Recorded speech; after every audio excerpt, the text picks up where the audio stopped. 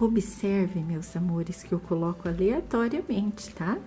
Não tem nenhuma regra. Coloque da forma que você ache bonito, desde que você encoste uma na outra. Um enfeite no outro.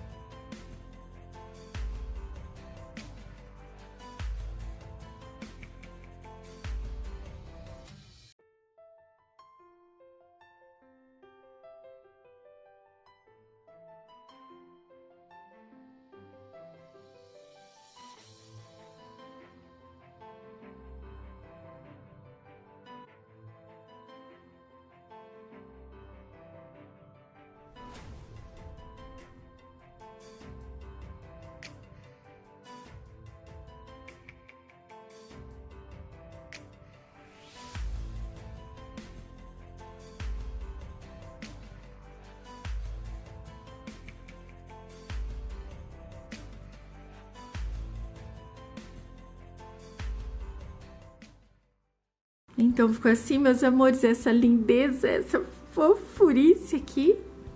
Fica lindo, fica delicado. E com esses enfeites, podemos fazer vários tipos de decoração, né? De acessórios infantis, fica muito lindo mesmo. Imagine na cabeça de uma criança, né? No casamento, num evento especial, né? Enfim...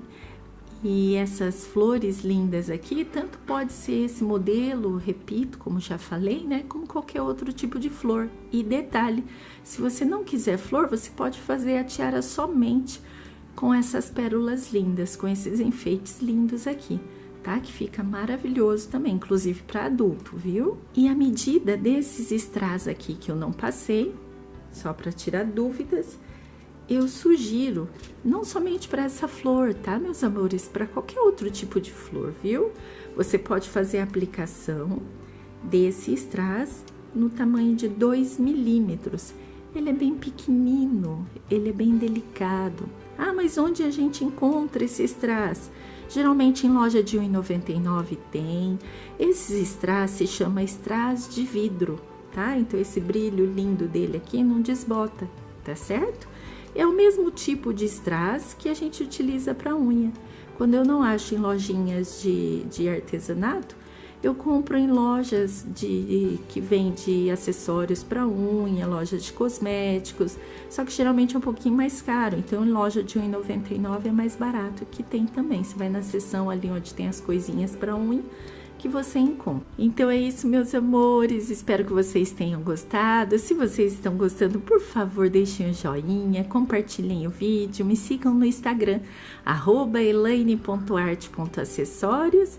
Muito obrigada por todo o carinho, fiquem com Jeová, um beijo e até o próximo vídeo. Shine bright up all night, we're never slow.